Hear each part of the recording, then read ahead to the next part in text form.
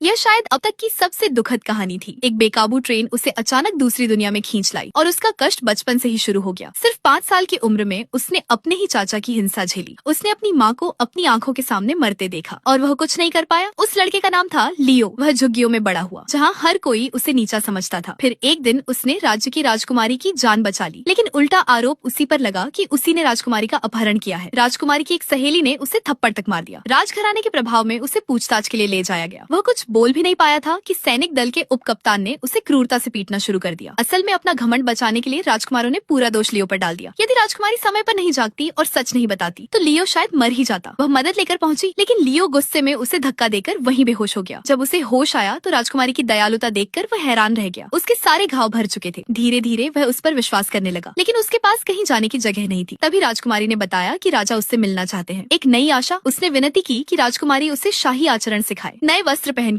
उसका पूरा व्यक्तित्व बदल गए। राजा उसकी सादगी और शिष्टाचार से प्रभावित हुए और उसे उच्च कुलों की शिक्षालय में पढ़ने की अनुमति दे दी। लेकिन वहाँ के विद्यार्थी उसका मजाक उड़ाते रहे। किसी ने कहा कि वह नौकर बने तो ज्यादा अच्छा लगेगा। राजकुमारी ने स्थिति संभाली और उसे बैठने को कहा। लियो ने सबकी हंसी अनदेखी कर पाठ पर ध्यान लगाया। राजकुमारी ने उसकी विशेष देखभाल की, उसे निजी शिक्षा तक दी। तभी लियो को पता चला कि वह केवल 12 वर्ष की है, पर इतनी प्रतिभाशाली कि जल्द ही पढ़ाई पूरी कर शिक्षिका बन चुकी थी। लियो भी अपने पिछले जन्म के ज्ञान के कारण कठिन से कठिन प्रश्न आसानी से हल कर लेता था। तलवार